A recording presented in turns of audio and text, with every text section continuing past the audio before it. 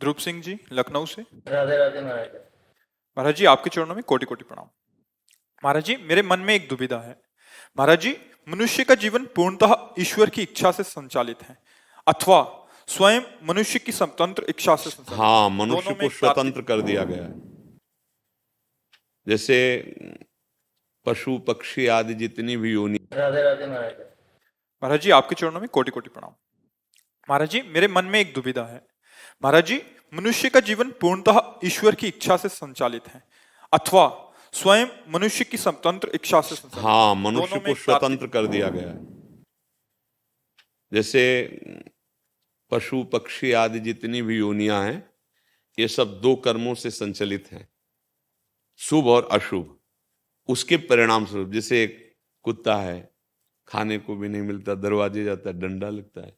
एक कुत्ता कार में चलता है, एसी रूम में रहता है, बड़े सुंदर सुंदर पदार्थ खाने को मिलते हैं।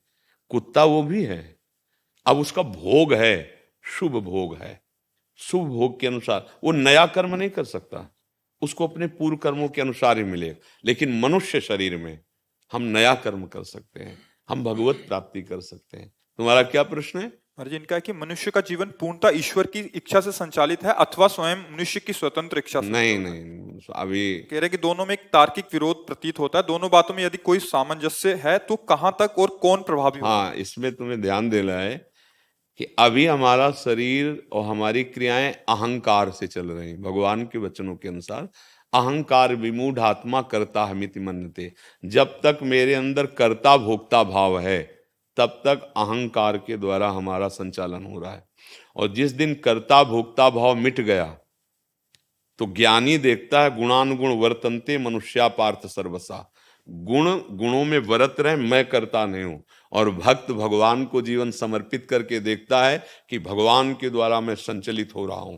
जो भगवान के द्वारा संचलित होगा उसके जीवन में कभी पापाचरण नहीं होगा, शास्त्र विरुद्ध आचरण नहीं होंगे। हम अपनी वासनाओं का खेल खेलते हैं अहंकार पूर्वक, और हम कह देते हैं अगर भगवान की इच्छा ना होती तो ऐसा कैसे होता, तो फिर उसका दंड होता है। देखो ना, फिर हमको जेल मिलती है, फिर हमको नरक मिलता है। तो गलती हुई ना हमसे, पापाचरण हुआ ना। बोले भगवान ने बनाया है क्यों? जैसे प्रश्न है, भगवान ने इस माया को बनाया है क्यों? तो एक बार भजन करो, इस प्रश्न का उत्तर भजन से मिलेगा, बातों से नहीं। जब भजन करके देखोगे तो सही बात, तुम जहां हो ना वहीं भगवान विराजमान है। कैसे विराजमान है? जैसे सामने दर्पण रखा हो, तो दर्पण में दो दिखाई दे रहे हैं ना, बीच से दर्पण हटा लो तो कौन बचा? एक बचा ना। ऐसे ही ये द्वैत दिखाई दे रहा है, जीव और भगवान। बहुत सूक्ष्म विषय से कैसे जीव ही भगवान को जाना। देखो गोस्वामी जी सरल भाषा में कह रहे हैं, सोई जाने जे देव जनाई और जानत तुम्हें तुम्हें हो जाए। कह रहे हैं वो आप हो जाता है। बात को समझिए, अब वो जीव जीव नहीं रहता। बोले साक्षात भगवान जानत तुम्हें तुम्हें हो जाए। और ज्ञान में जैसे कहते हैं ब्रह्मविद ब्रह्मविभूत, जो ब्रह्म को जान लेता है वो साक्षात ब्रह्ममय हो जाता है। तो क्या ये नई उपज हुई, वो ब्रह्म बना?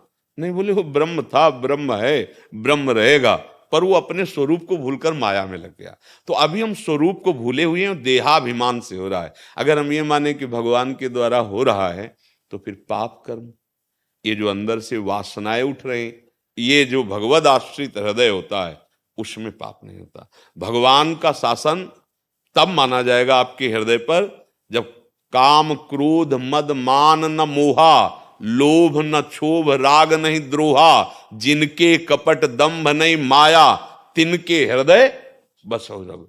वहां भगवान का शासन चल रहा है। आप कोई पाप, अभी यंत्रारूढ़ानि मम माया, भगवान कह रहे ना, जैसे बिजली के यंत्र में वो बना हुआ कठपुतली आदि नाच रहे हैं, तो उनमें नाचने की सामर्थ्य कहां से आ रही? बिजली से। ऐसे ही मम माया भगवान बोले हैं कि त्रिगुणमयी माया के द्वारा अंदर रजोगुण आया तो भोग इच्छा हुई, तमोगुण आया क्रोध हिंसा निद्रा आलस प्रमाद आया, सतोगुण आया थोड़ा भक्ति, थोड़ा मंदिर चले गए। ये सब गुणों की प्रेरणा से हो रहा है। और भगवान कहते हैं, आज ही चर्चा हुई थी, त्रैगुण ने विषया वेदा निस्त्रैगुण ने भवा अर्जुन। ए अर्जुन, तुम वेदातीत अर्थात असंसारी बनकर त्रिगुणातीत बन जा। जब त्रिगुणातीत हो जाओगे तब तुम देख पाओगे अब भगवान ही भगवान का शासन है। भगवान के शासन में, हृदय में जिस पे भगवान का वहां पाप नहीं होता, वहां वासना नहीं होती। देखो ना, वर्णन कर रहे हैं ना, काम क्रोध मद मान न मोहा, लोभ न क्षोभ राग नहीं द्रोहा, जिनके कपट दम्भ नहीं माया, तिनके हृदय बसो रघु।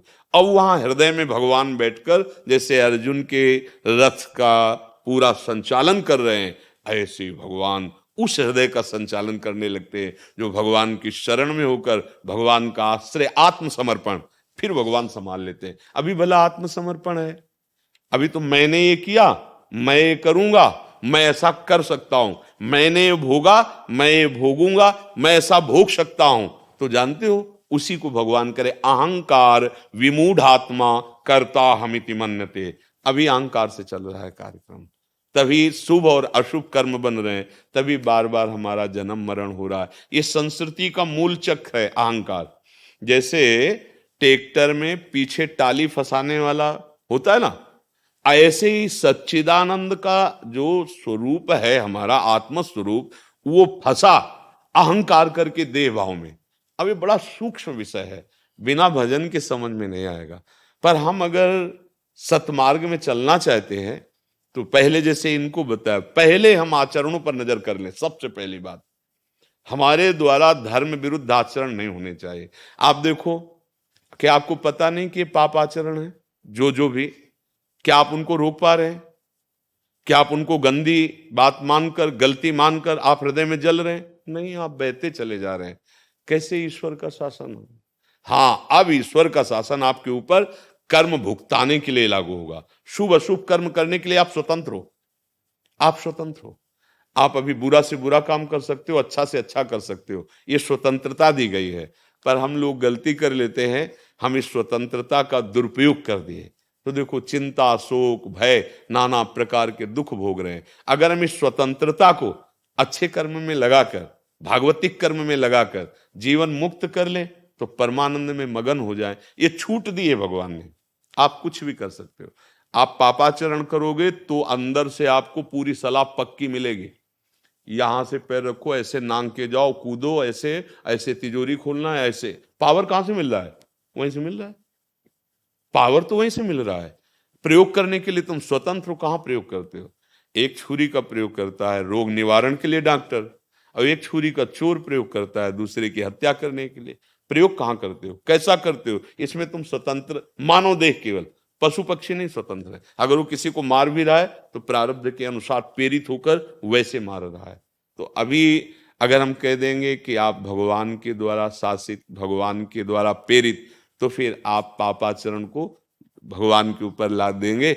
नहीं, पाप नहीं हो सकता। भगवान स्वयं बोले, त्रिविधम नरकस्येदम द्वारम नाशन मात्मना, कामः क्रोधा तथा लोभा, तस्मादेत त्रयम त्यजेत। गोस्वामी जी सरल भाषा में इसकी व्याख्या कर रहे हैं, तुलसीदास जी। काम क्रोध मद लोभ सब, नाथ नरक के पंथ, ये नरक के रास्ते हैं। भगवान के तस्मादेत त्रयम त्यजेत, इनको त्याग दो। अगर भगवान ही प्रेरित करते कि आप ये करो तो त्यागने की बात क्यों कहते? भगवान कह रहे नरक का मार्ग है, त्याग दो। अब आप कहां त्याग रहे हैं? आप कामनाओं में बढ़ते चले जा रहे हैं, पापाचरण करते चले जा रहे हैं, और फिर आप कहते भगवान की सत्ता के बिना पत्ता नहीं हिलता, ये भगवान तो भगवान ने व्यवस्था भी की, पुलिस की व्यवस्था की है, कानून की, और नरक की व्यवस्था की है, और उसके दंड भोगने की व्यवस्था की है। नाना प्रकार की ऐसी घटनाएं घटेंगी जीवन में कि तुम दुख ही दुख भोगोगे। फिर कहोगे भगवान कोई है ही नहीं। अगर सारे कर्म भगवान को समर्पित करके जो पापाचरण जानते हो वो ना करो और भगवान का स्मरण करो, तो देखो तुम्हारा जीवन सुख की तरफ बढ़ने लगा, तुम्हारा जीवन मुक्तता की तरफ बढ़ने लगा।